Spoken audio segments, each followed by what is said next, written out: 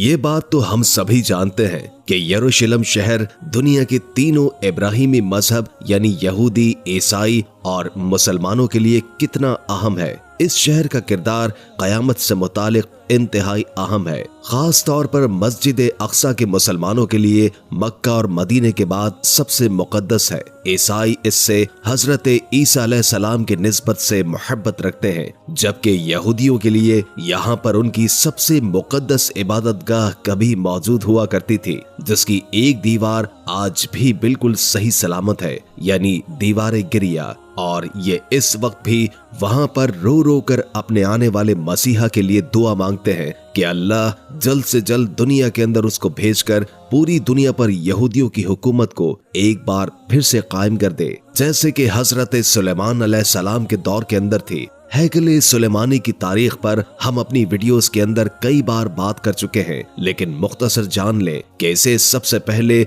अल्लाह के हुक्म पर हजरत दाऊद अलैहिस्सलाम ने तामीर की थी और ये यहूदियों की पहली बाकायदा इबादतगाह थी, क्योंकि इससे पहले यहूदियों के अंदर बाकायदा किसी इबादतगाह का तस्वुर मौजूद नहीं था। इस इबादतगाह के अंदर मुकद्दस ताबूत सकीना भी रखा हुआ है और इसी तामीर के दौरान जब अचानक से हजरत दाऊद अलैहिस्सलाम की वफात हो गई तो उनके बेटे हजरत सुलेमान अलैहिस्सलाम पैगंबर और बनी इसराइल यानी यहूदी कौम के बादशाह बने, तो उन्होंने इसे जन्नात की मदद से तामीर करवाया और इसी निस्बत से इसे कहते हैं हैकल सुलेमानी। अल्लाह ने हजरत सुलेमान को पूरी दुनिया पर हुकूमत अता की थी। यहूदी कौम की नाशुक्री और बदआमालियों की वजह से अल्लाह ने उन पर कई मर्तबा अजाब नाजिल किया और 2 मर्तबा यरूशलेम शहर पर हमला हुआ, जिसके अंदर हैकल सुलेमानी मुकम्मल तौर पर तबाह हुआ। पहला हमला बाबुल के बादशाह बख्त नसर ने और दूसरा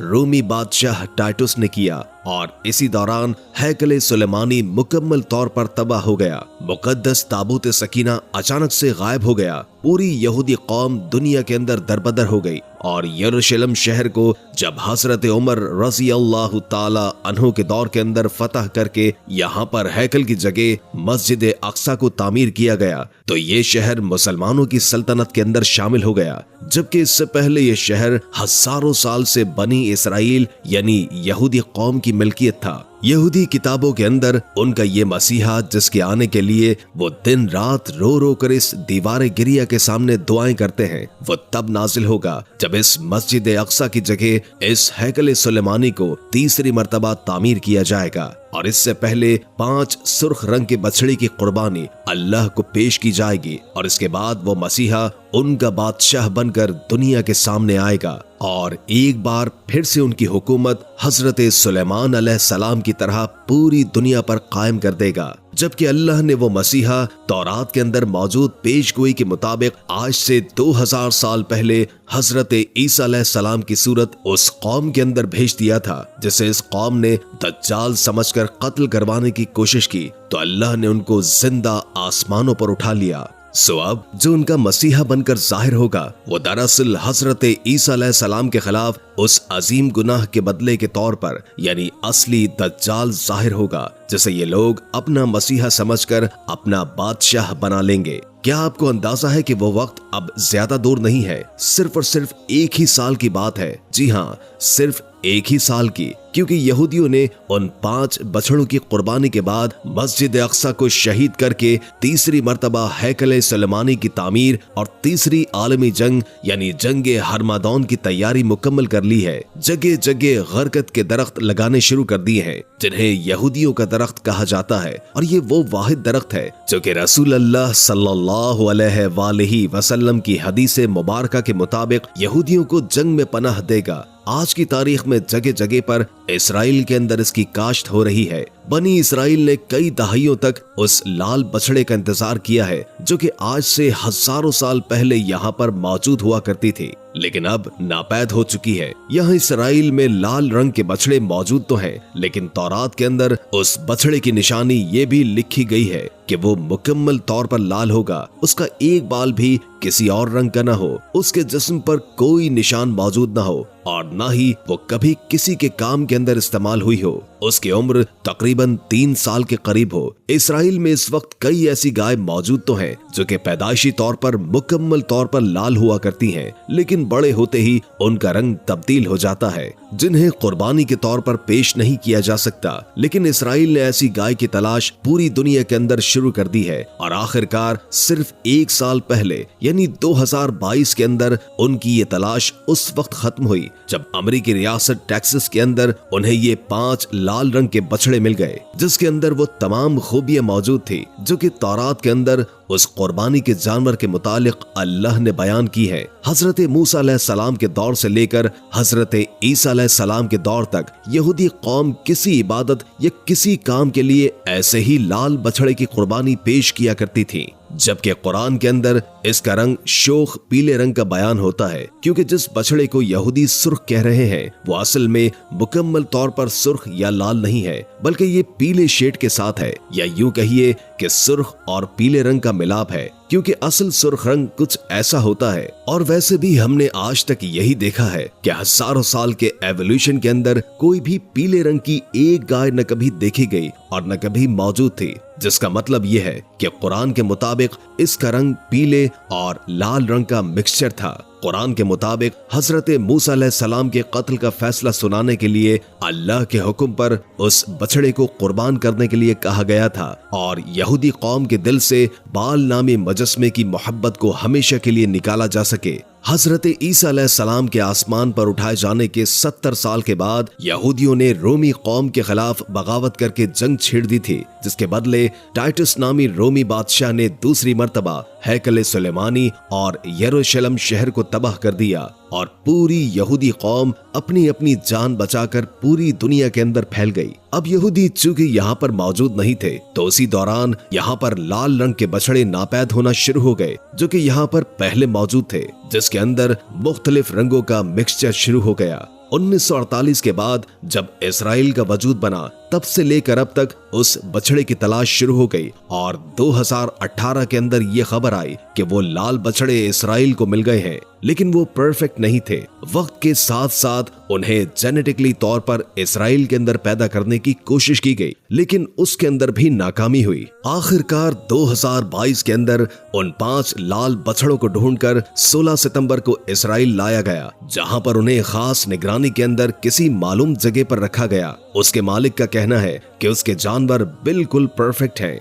उनका एक बाल भी किसी और रंग का नहीं है, ना ही ये कभी बीमार हुए और ना ही इनसे कोई काम करवाया गया। 2022 तक जब कोरोना का टाइम था तो उनके कानों पर भी कोई टैग नहीं लगाया गया, जैसे कि अमेरिका में आमतौर पर जानवरों की पहचान के लिए कुछ इस तरह के टैग्स लगाए जाते हैं। लिहाजा ये जानवर उस कुर्बानी के लिए बिल्कुल परफेक्ट है। इन बछड़ों की उम्र 1.5 साल और 2 साल की है, यानी सिर्फ 1 या 1.5 साल बाकी है उनकी कुर्बानी में। अगर इसके दौरान इनके अंदर मजीद कोई डिफेक्ट न निकल आए तो इंजील के मुताबिक इन बछड़ों की कुर्बानी के बाद इनकी राख को हैकल के अंदर मौजूद पादरियों जो कि उसकी कुर्बानी करेगा उसके गुनाहों को पाक करने के लिए इस्तेमाल किया जाएगा। वो शख्स ऐसा हो जिसने कभी किसी मुर्दा चीज को हाथ न लगाया हो और न ही कभी कोई गुनाह किया हो, बल्कि बिल्कुल पाक हो। और ऐसे 7 के करीब पादरियों को यहूदियों ने सिलेक्ट कर रखा है। बस उनके बछड़े के कुर्बान होने का इंतजार है, सिर्फ 1 या 1.5 साल का इंतजार है। इस कुर्बानी की तैयारी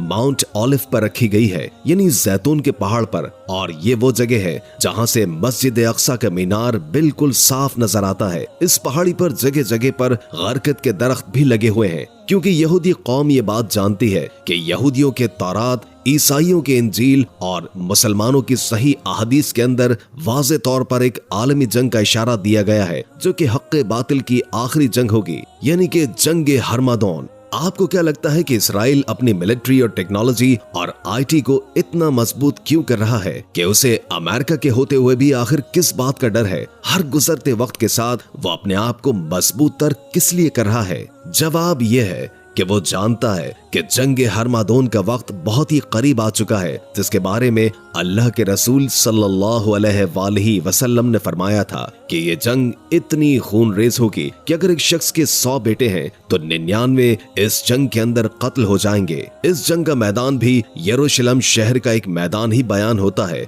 और ये जंग उस वक्त शुरू होगी जब मस्जिद अक्सा को उन बछड़ों की कुर्बानी के बाद शहीद करके तीसरी मर्तबा हैकल सुलेमानी को तामीर किया जाएगा और पूरी मुस्लिम दुनिया एक तरफ, यहूदी ईसाई और मुनाफिक मुसलमान दूसरी तरफ एक दूसरे के मद्दे मुकाबिल खड़े होंगे। रसूल अल्लाह सल्लल्लाहु अलैहि वसल्लम के फरमान के मुताबिक जब यहूदी शिकस्त खाकर भागेंगे तो दरख्त के पीछे छुप जाएंगे जिसका नाम होगा गरकत। इस एक दरख्त के अलावा कोई भी यहूदियों को पनाह नहीं देगा और आज ये दरख्त आपको पेशगोई के मुताबिक जगह जगह पर यहूदी कौम हर पहाड़ी पर लगाती नजर आती है, क्योंकि जंग के मैदान के अंदर ऊंची जगह सबसे अहम होती है। ये कौम इस जंग की तैयारी मुकम्मल कर चुकी है, अपने बच्चों को तैयार कर रही है, लेकिन हम मुसलमान अभी सो रहे हैं। आलमी मीडिया में बार बार आपको जब भी मस्जिद अक्सा का जिक्र देखने को मिलेगा तो जानबूझकर आपको ये गोल्डन गुम्बद दिखाया जाएगा, जबकि ये मस्जिद अक्सा नहीं है,